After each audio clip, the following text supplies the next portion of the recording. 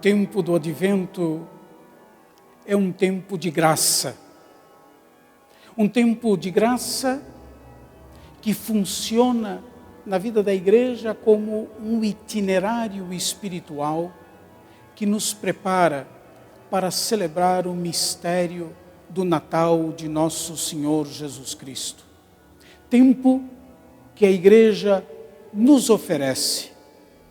Esforço que é necessário de nossa parte para bem nos preparar para celebrar a festa do nascimento de nosso Senhor Jesus Cristo, o Verbo de Deus feito carne. As nossas quartas-feiras serão uma oportunidade, entre outras, para a preparação do Natal. Cada quarta-feira, nesse mesmo horário, nós nos encontraremos para, com um breve tempo de oração e de meditação do mistério de Cristo, nos prepararmos para o Natal de nosso Senhor Jesus Cristo.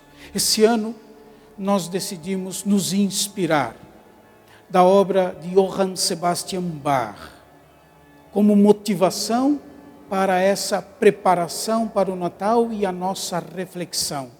Eu quisera então agradecer a todos que nós veremos depois desfilar nos créditos que lhes serão atribuídos, a todos que têm contribuído com essas nossas quartas-feiras. Quisera agradecer a você que decidiu participar e se esforçar por se preparar e preparar a sua família para o Natal de nosso Senhor Jesus Cristo. Que Deus possa abençoar a todos, que Deus nos possa dar a motivação necessária, o ânimo necessário para nos prepararmos, não obstante a pandemia, nos prepararmos com alegria para o Natal de nosso Senhor Jesus Cristo. A grande mensagem do Advento, a grande expectativa que nós somos chamados a viver é essa: Deus vem a nós. A preparação nos dispõe para reconhecer e acolher o Senhor, que continuamente vem ao nosso encontro. Por favor, não deixem de participar, não deixemos de estar juntos a cada quarta-feira, nesse mesmo canal, rezando juntos e nos preparando em comunidade para um Natal do Senhor.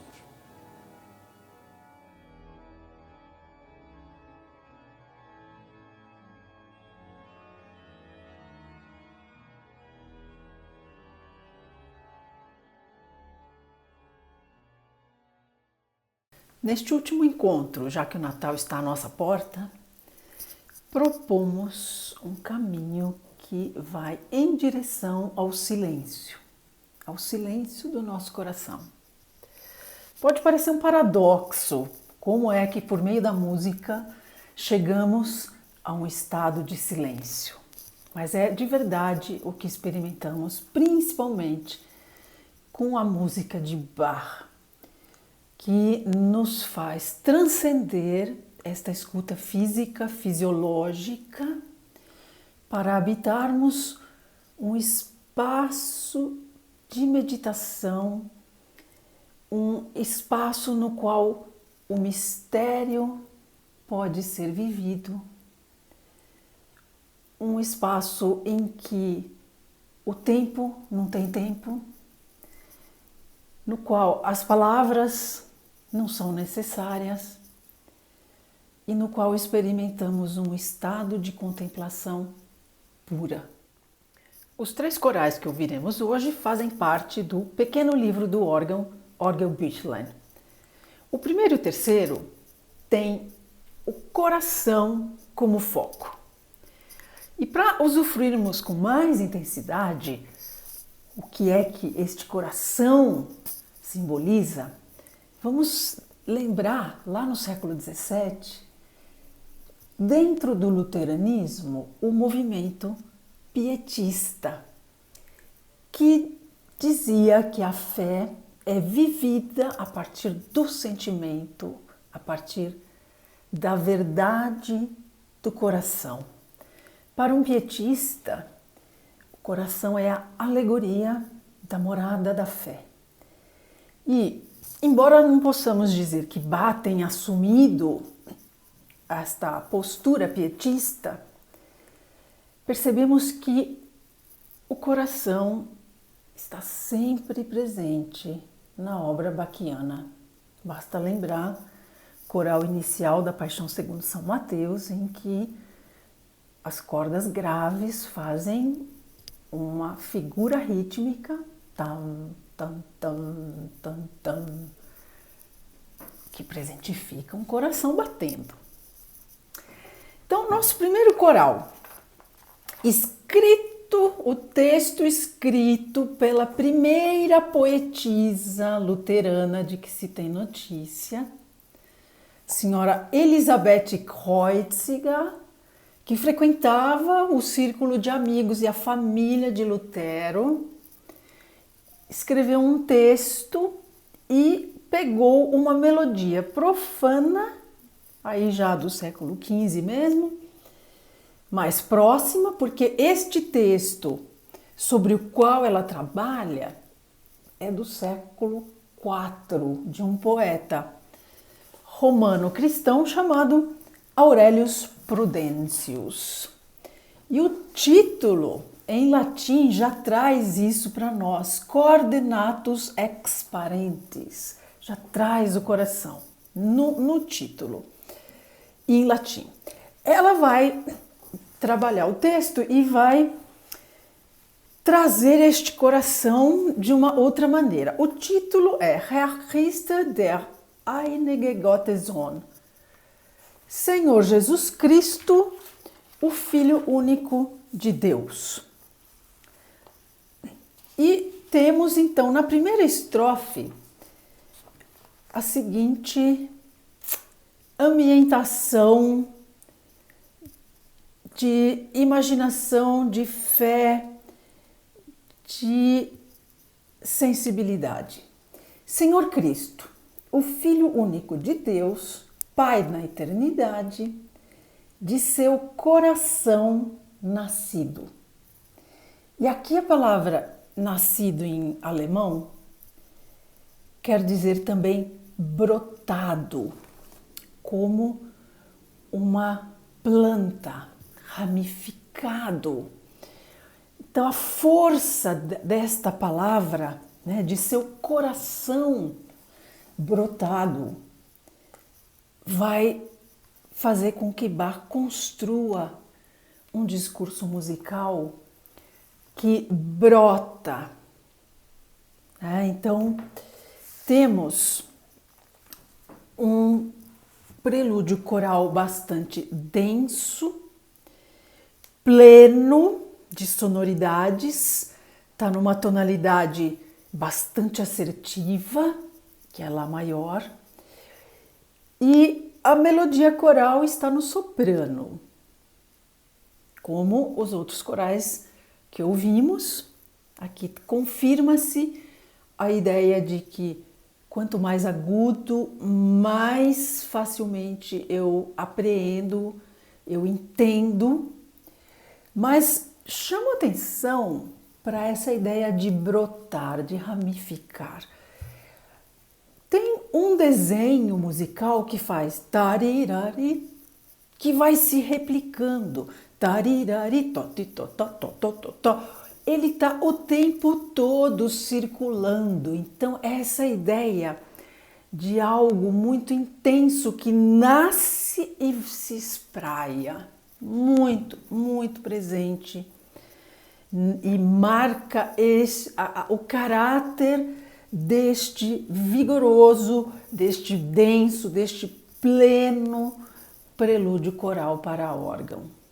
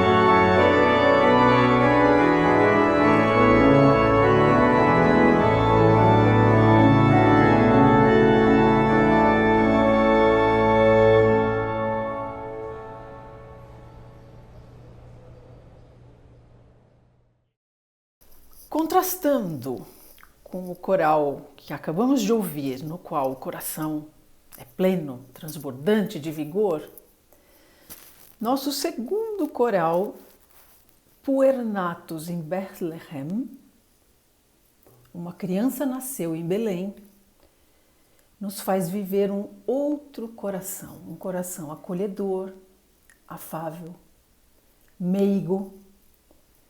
E não precisamos ser pietistas para saber que onde Jesus nasce é no nosso coração.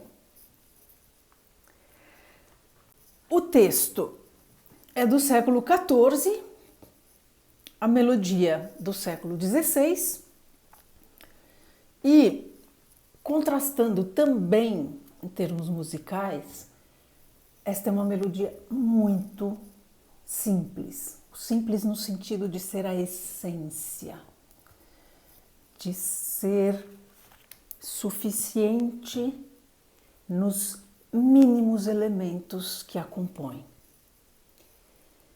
Então vejam, nós temos 5 notas, sendo que a quinta nota mais aguda é só uma espécie de ornamento, né? A estrutura da melodia mesmo são 4 notas.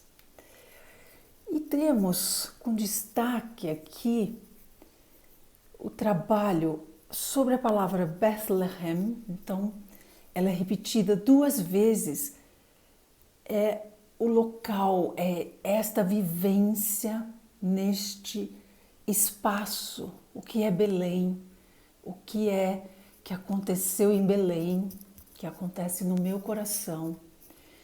E a ideia, esse destaque de verdade acontece porque eu canto 2 vezes a mesma palavra e é o que vai acontecer também no Aleluia.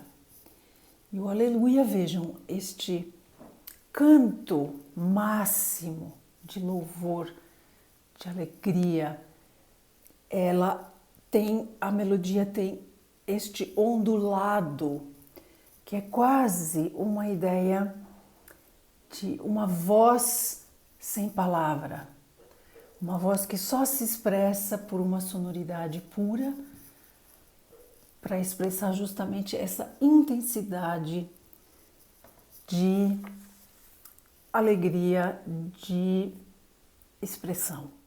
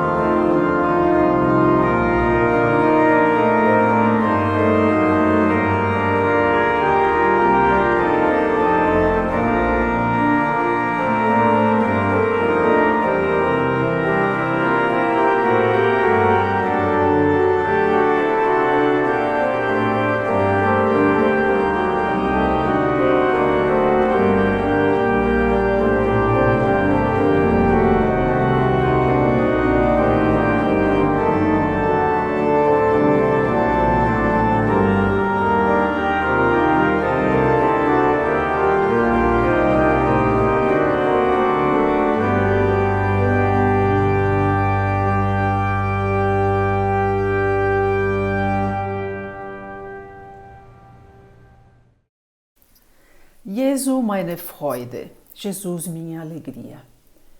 Esta melodia coral é bastante conhecida, talvez porque Bach tenha a usado como base de seu moteto número 227, uma obra magnífica que repete a melodia coral com inúmeros trabalhos de variação, de recriação em todos os seus 11 movimentos.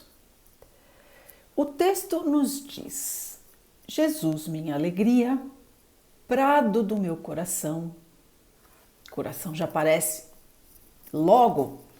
Jesus, meu tesouro, quanto tempo está o coração receoso e solicita e aspira a ti. Cordeiro de Deus, meu noivo, ninguém além de ti deve, sobre a terra, me ser mais caro ou me ser mais querido. Então vejam, o coração está aqui já no início e a ideia da alegria nos sugeriria aquela motivação, aquela figuração musical que normalmente aparece quando a alegria é o nosso tema. Aqui, não. Aqui nós vamos experimentar uma alegria recolhida, contida, vivida no silêncio do nosso coração. A tonalidade dó menor é propícia para estas ambientações mais interiorizadas, mais calmas, diferente de outras tonalidades que são mais expansivas. Essa daqui é bem introspectiva.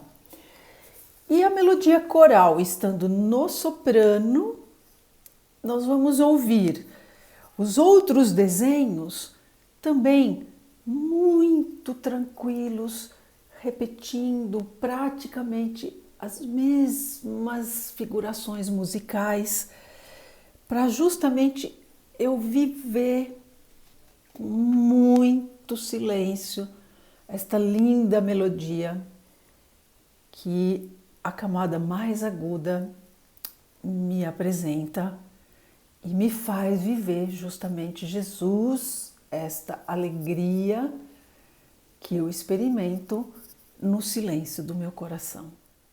Feliz Natal!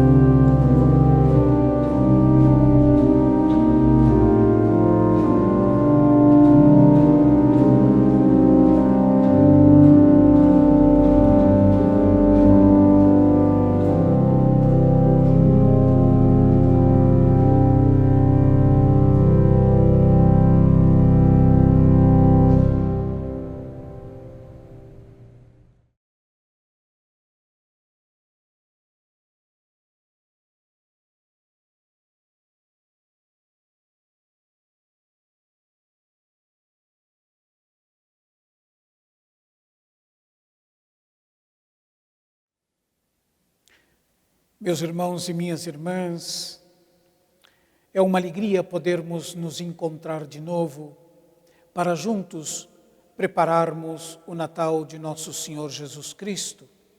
Este ano, inspirados pela obra de Bach para o advento do Senhor. É a nossa última noite. Amanhã nós já celebraremos a missa, não é? Da vigília e depois a missa da noite do Natal do Senhor. Que nós possamos aproveitar as últimas horas de nossa preparação feita, realizada com tanto esmero ao longo das últimas semanas.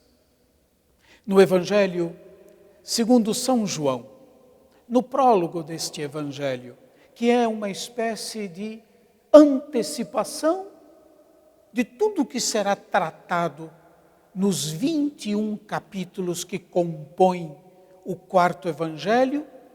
Nesse prólogo nós encontramos a seguinte afirmação: o Logos se fez carne e habitou entre nós.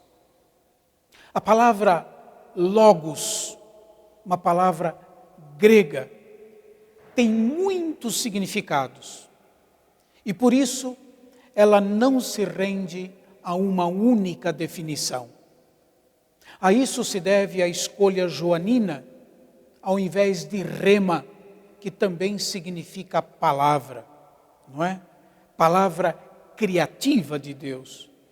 Nós elencamos aqui 5 significados fundamentais, não únicos, mas fundamentais para o nosso propósito da palavra Logos. Significados que estão presentes no Evangelho segundo São João. Em primeiro lugar, Logos é a razão última das coisas, a razão última da minha existência, assim como ela é em Deus. Esta é certamente a primeira mensagem, talvez implícita, mas evidente, da qual se deve partir. A minha existência, a nossa existência e talvez toda a situação humana tem uma razão, tem em Deus um significado. É Deus, dito de outras palavras, em outras palavras, é Deus que dá sentido à minha existência. O segundo significado da palavra Logos é que Logos é a palavra criadora.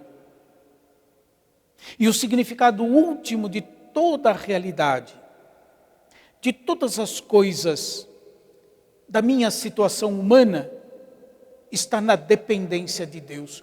Tudo depende de Deus. Dependência que deve ser reconhecida no louvor e na reverência. E se a última razão de cada coisa é uma palavra criadora de Deus, o sentido de dependência total de Deus a ser reconhecido com reverência e louvor é a primeira atitude sobre a qual as outras pessoas podem ser construídas e sem a qual nenhuma disciplina espiritual pode ser construída. Esse é o segundo significado. Santo Inácio dizia, nos exercícios espirituais, que o homem foi criado para louvar, reverenciar e servir a Deus Nosso Senhor. A razão de tudo isso é a nossa dependência de Deus. O terceiro significado da palavra Logos é que ele significa a sabedoria que ordena todas as coisas. Junto a Deus está a razão última, não somente do ser das coisas, mas do ser aqui e agora. Todas as situações da existência, tudo o que acontece agora tem um sentido na sabedoria de Deus que arranca tudo do caos e ordena tudo. Essa afirmação é muito ampla e esclarecedora, pois, a partir dela, nós podemos dizer, nenhuma situação humana, nenhuma, meus irmãos, até as mais difíceis, nenhuma situação humana é privada de sentido, mesmo aquela situação aparentemente estranha e aterradora. Se faltar tal confiança, fica-se preso ou prisioneiro do espanto que nos aprisiona frente à impressão da desordem ilimitada. É bem a situação que nós estamos vivendo hoje com a pandemia e tantas outras situações absurdas de guerra no nosso mundo. O quarto significado é que a palavra logos é luz e vida. O logos é luz e vida. Não obstante a obscuridade da situação presente da humanidade, apesar da tragédia humana que nos circunda, apesar das provações por que passa a igreja e as situações quase absurdas nas quais se encontra nosso mundo e também, muitas vezes, nós mesmos, existe no fundo de tudo isso um evangelho, uma boa notícia que nos assegura haver uma razão luminosa e vivificante de todas as coisas. É necessário nós sabermos acolher essas razões e nos deixarmos transformar por elas. O quinto e último significado da palavra logos é que o logos é Jesus Cristo entre nós.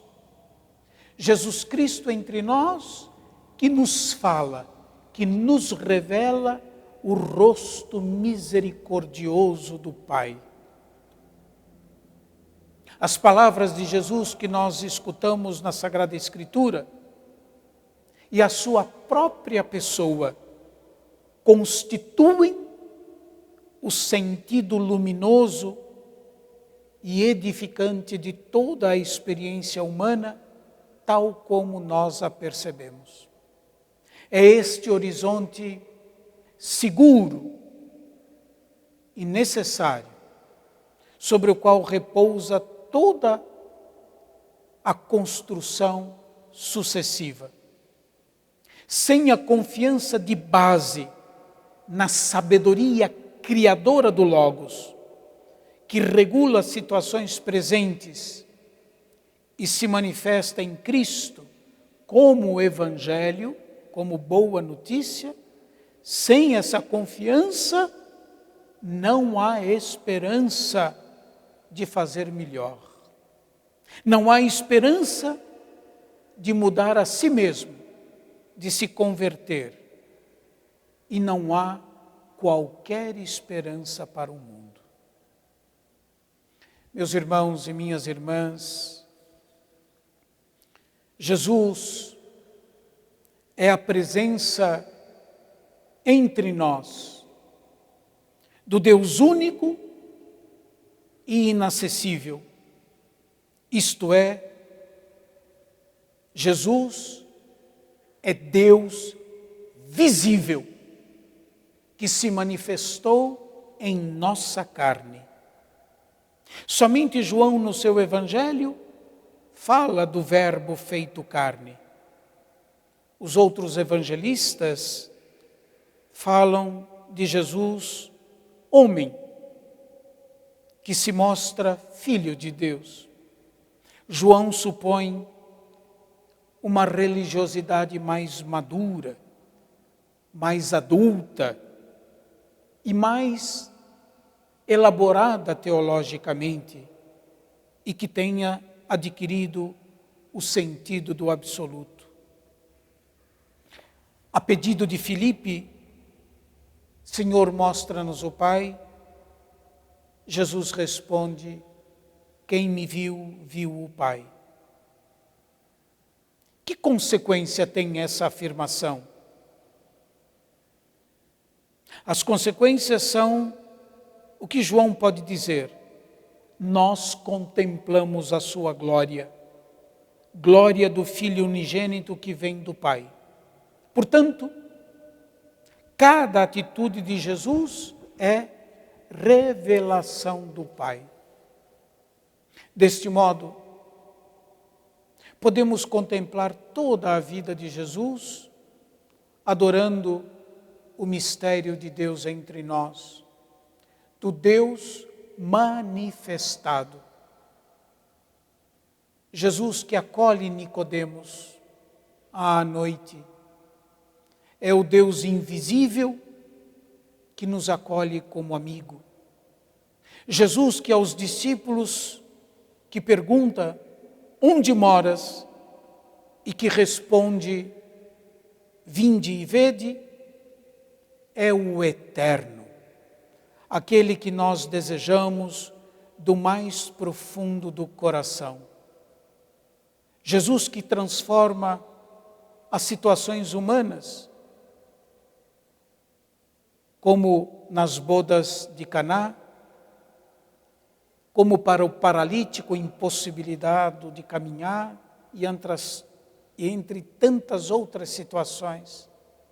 Esse Senhor que transforma as situações humanas é Deus, é o eterno, o transcendente, que se recorda da nossa miséria e nos dá livremente como dom o seu poder.